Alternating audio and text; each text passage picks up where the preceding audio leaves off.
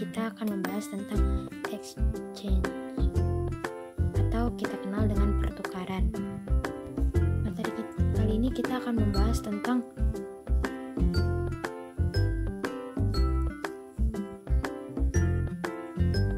Edge Word Box atau kotak Edge Word. Ini merupakan alat bantu grafis yang dikenal sebagai Edge Word, dapat digunakan untuk menganalisis pertukaran antara dua barang dan dua kotak Edge Word ini. Mengapa hal yang digunakan? Ini digunakan untuk memahami konstruksi dari kotak Edge Word untuk memeriksa kurva inference dan anura dari orang-orang yang terlibat.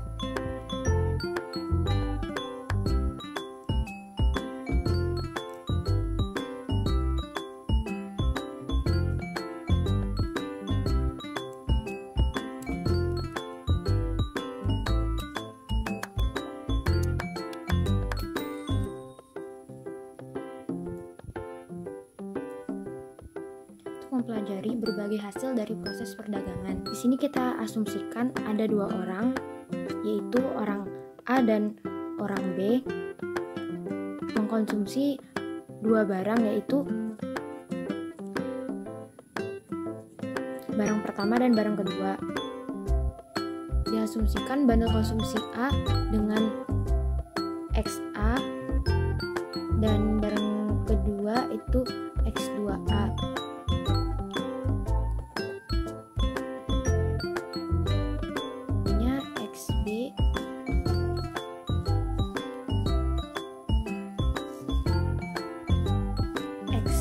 Dan XB merupakan alokasi.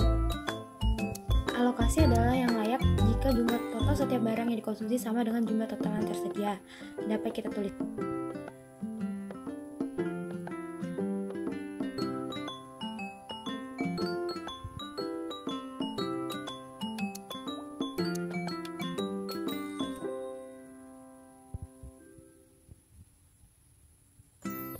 Ini merupakan alokasi dana abadi. Ini terdiri dari jumlah setiap barang yang dibawa konsumen kepada pasar. Mereka akan menukar beberapa barang tersebut dengan satu sama lain dalam proses perdagangan untuk mendapatkan alokasi akhir.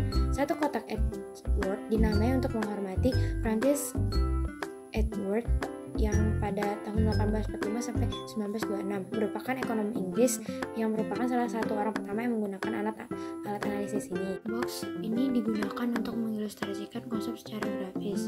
Kita dapat menggunakannya pada diagram teori konsumen.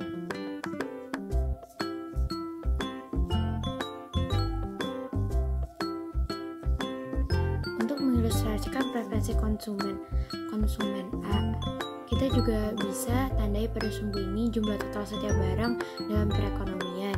Jumlah yang dimiliki A ditambah dengan jumlah yang dimiliki B untuk setiap barang. Kita dapat menggambar sebuah kotak yang berisi kumpulan kemungkinan bandel dua barang yang bisa dipegang dari konsumen A dan konsumen B. Kan materi selanjutnya tentang perdagangan. Nah, sekarang kan kita punya dua preferensi dan permukaannya menggambarkan diri kita dapat mulai menganalisis pertanyaan tentang bagaimana perdagangan terjadi. Di mana terdiri dari di wilayah A lebih baik daripada endowmentnya dari bandel kurva inference melalui W. Wilayah di mana B lebih baik daripada endowment ini terdiri dari alokasi yang berbeda dari sudut yang pandang berbeda. Kurva inference W terdapat gerakan yang melibatkan A menyerah di mana A untuk unit barang satu dalam memperoleh pertukaran.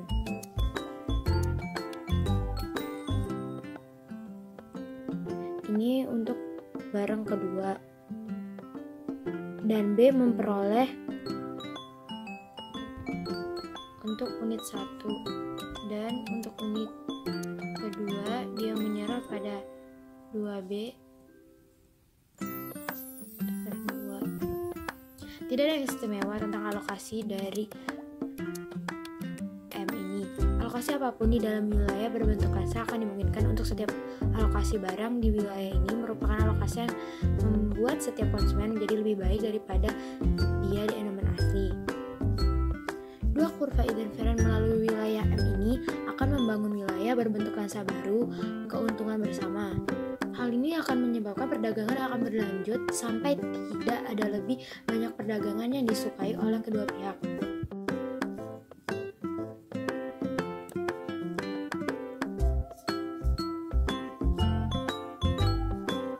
Alokasi efisien Pareto, di mana pada titik M dalam kurva himpunan titik kurva Eden-Fehren A tidak memotong kumpulan titik atas kurva Eden-Fehren B.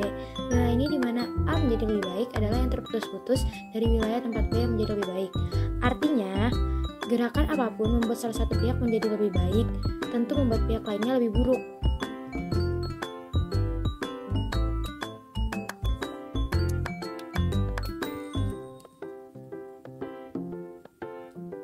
Hal ini tentunya akan menyebabkan tidak adanya perdagangan yang saling menguntungkan pada alokasi seperti itu. Alokasi seperti ini dikenal sebagai alokasi Pareto. Pada alokasi yang efisien,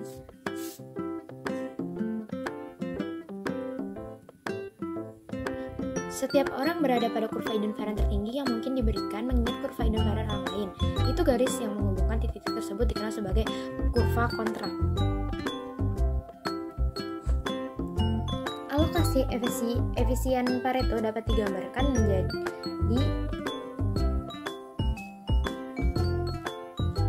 sebagai alokasi di mana yang pertama, tidak ada cara untuk membuat orang menjadi lebih baik. Yang kedua, itu tidak ada cara untuk membuat seorang menjadi lebih baik tanpa membuat orang lain menjadi lebih buruk. Yang ketiga, semua keuntungan dari perdagangan telah habis.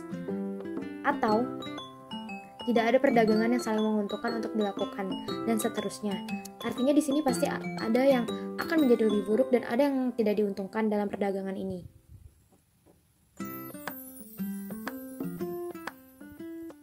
Konsep Pareto ini telah dikenal pada konsep pasar tunggal,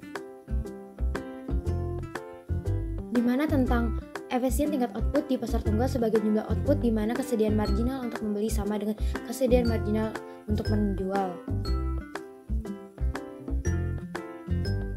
Pada setiap tingkat keluaran di mana kedua angka ini akan berbeda, akan ada cara untuk membuat kedua sisi menjadi lebih baik dan melakukan perdagangan.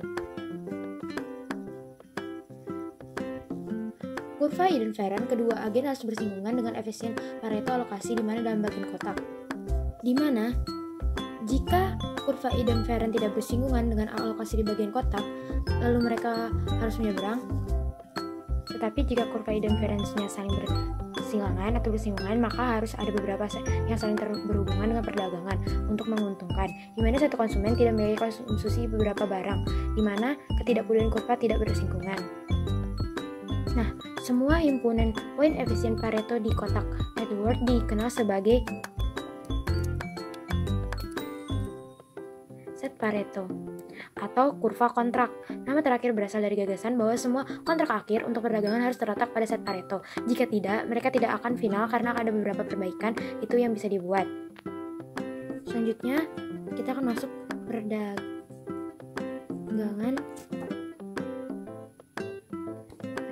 pasar. Dimana di sini adalah kumpulan Pareto yang menjelaskan semua kemungkinan hasil dari perdagangan yang saling menguntungkan dari di mana saja di dalam kotak.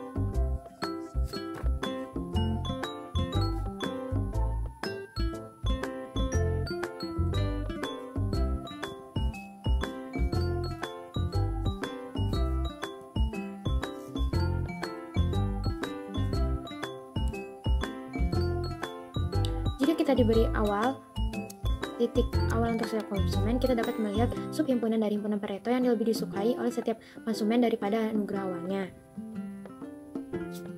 Pada bagian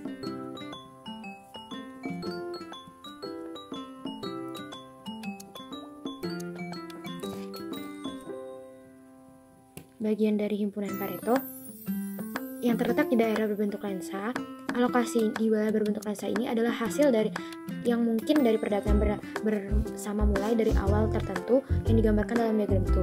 Tapi set Pareto sendiri tidak bergantung pada dana abadi awal, kecuali selama dana abadi awal menentukan jumlah total dari kedua barang yang tersedia dan dengan demikian menentukan dimensi kotak.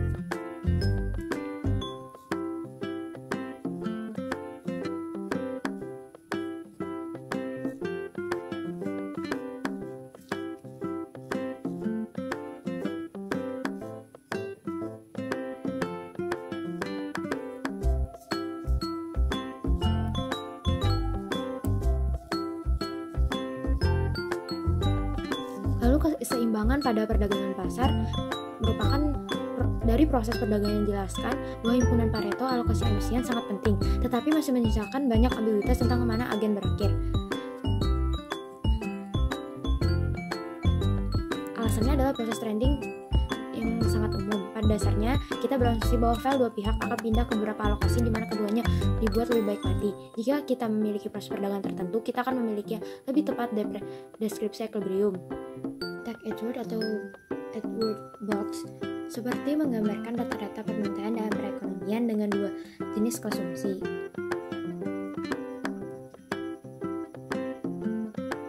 Tetapi dengan banyak konsumen di setiap jenisnya.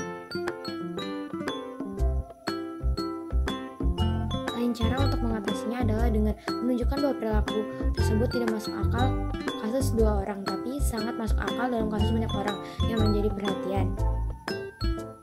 Apapun itu, kita analisis bahwa pilihan konsumen dalam hal ini kerangka kerja hanya masalah pilihan konsumen yang standar. Yang selanjutnya ialah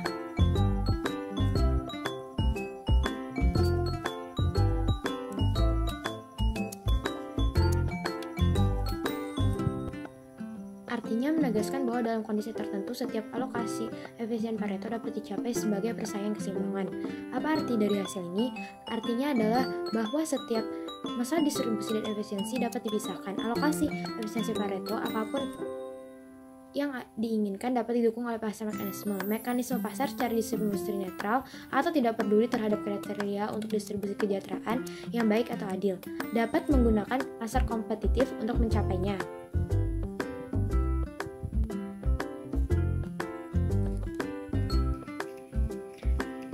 Harga itu memiliki dua peran, yaitu sebagai alokasi dan distribusi.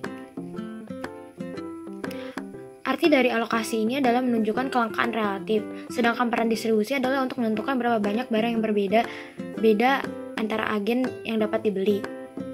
Jadi, dalam pasar persaingan sempurna, kaum marginal membuat keputusan apakah akan mengkonsumsi lebih banyak atau lebih sedikit barang. Itu tuh tergantung pada harganya.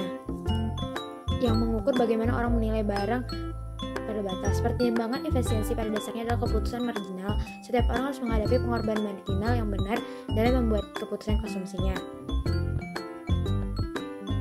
Keputusan tentang berapa banyak agen yang berbeda harus mengkonsumsi adalah keputusan total masalah yang berbeda.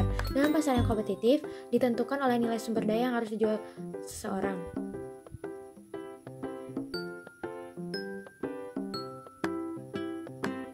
Dalam pasar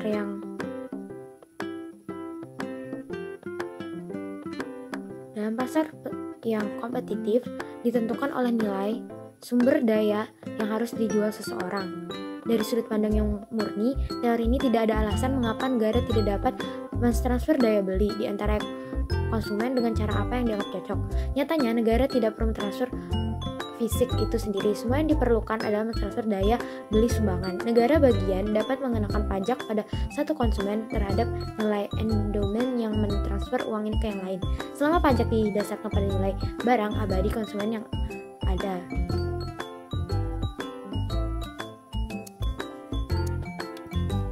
Kita akan membahas tentang pertukaran exchange ini.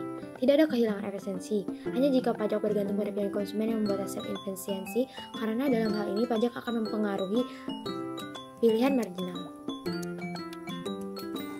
Nah, memang pada umumnya pajak akan mempengaruhi perilaku orang tersebut dalam memilih. Tetapi menurut teori kesejahteraan pertama, perdagangan dari inisial apapun, dana abadi akan menghasilkan alokasi yang efisien Pareto. Jadi bagaimanapun caranya, satu, mendistribusikan kembali dana abadi, alokasi ekuilibrium seperti yang ditentukan oleh kekuatan pasar akan tetap efisien Pareto.